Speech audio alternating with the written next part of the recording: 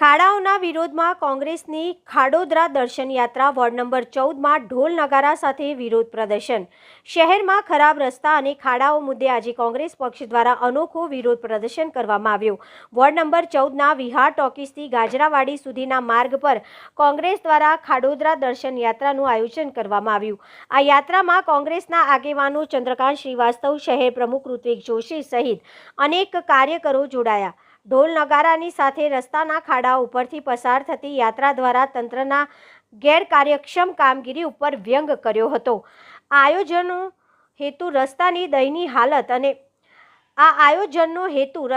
દયનીય હાલત અને વરસાદ પહેલા પણ ખાડાઓથી ભરેલા માર્ગોને લોકચેતનાનું રૂપ આપી તંત્રને જગાડવાનો રહ્યો હતો। યાત્રા દરમિયાન નારા લગાડવામાં આવ્યા હતા અને ખાડાથી પરેશાન થયેલા નાગરિકોની વ્યથા રજૂ કરવામાં આવી હતી।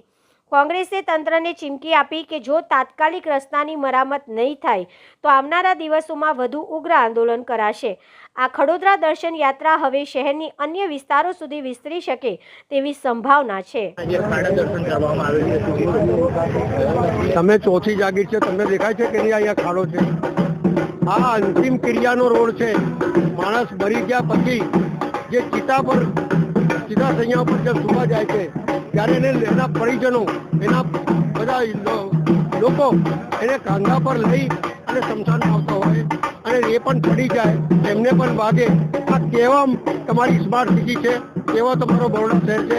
આ સર સયાજીરાવ ગાયકવાડની નગરી, જેની અંદર નવનાથ મૂકેલા, નવનાથ બી છે, તો એ લોકોને પણ પડે છે। એટલે આ ઊંઘેલો તંત્ર અને ભ્રષ્ટાચારી તંત્રને જગાડવાનો આ અમારો એક પ્રયાસ છે।